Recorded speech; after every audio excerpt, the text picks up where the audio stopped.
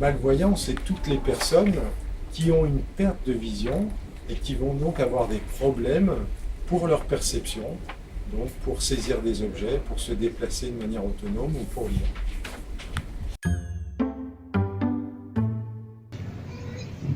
À plein de choses, c'est les cellules enfin, je sais pas si c'était une naissance ou c'est une malformation, ou les cellules qui les aillent ou des choses comme ça. Par exemple, je sais par exemple lié au diabète, où il y en a qui peuvent perdre la vision par exemple, la c'est cécité. Oui. Voilà. Eh bien, c'est parce que le tabac va être extrêmement consommateur de tous nos antioxydants, déjà. Donc en fait, on a une diminution de nos défenses. Après, pour le diabète, c'est surtout les fluctuations très importantes du taux de glucose dans le sang qui vont être à l'origine en fait, des lésions sur les cellules rétiniennes. La plus connue, c'est une rétine artificielle américaine qui s'appelle Argus II, donc de la société Second Sight, deuxième vue. Et l'idée, c'est que sur ces rétines artificielles, ces implants, en fait, on a d'abord une paire de lunettes avec une caméra qui fait des images.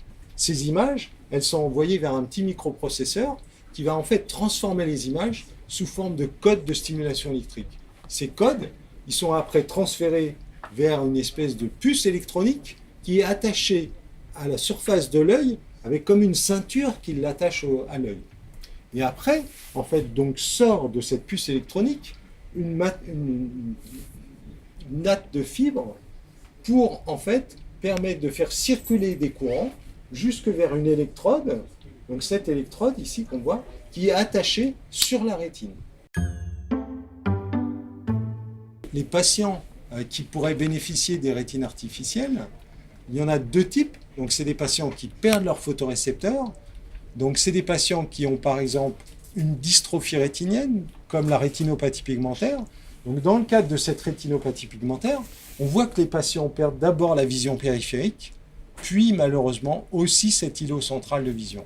Donc ils sont complètement aveugles, il n'y a plus du tout de vision. Après, il y a d'autres patients, comme les patients atteints de dégénérescence maculaire liée à l'âge, qui perdent les photorécepteurs, mais surtout dans une zone centrale. Donc ces patients peuvent devenir très profondément malvoyants, voire être considérés comme aveugles, puisque leur acuité visuelle décroît en dessous de 1/10. Alors, les patients qui sont équipés de tels implants rétiniens, en fait, peuvent voir des formes sur un ordinateur, comme un carré, ou même une ligne qui va être tracée au sol. Et puis, il y a quelques patients, et il y en a un en France, donc sur les 4 patients qui ont été équipés au début avec ces implants, il y a un patient qui est capable de lire avec de tels implants. Pour des personnes donc, qui ont une atteinte de l'oreille moyenne, il y a, donc là les aides auditives sont très importantes, et puis pour les personnes qui sont sourdes complètes, il y a tout ce qu'on appelle les implants cochléaires, donc qui leur permettent de retrouver une audition, pas forcément, enfin, très largement meilleure à ce qu'ils pourraient avoir s'il n'y avait pas ça. Et puis il y a tout le développement de thérapie qui est en train de se mettre en place. Tous nos travaux en fait sur la restauration visuelle montrent qu'on peut réapprendre beaucoup de choses. Et c'est un petit peu dans l'air du temps où on montre que finalement les réseaux neuronaux sont capables de se modifier avec le temps. Et donc on voit bien aussi que lorsque l'on perd la vision, tout le cortex visuel va se réorganiser par exemple pour que ce cortex visuel il puisse mieux apprécier par exemple l'audition.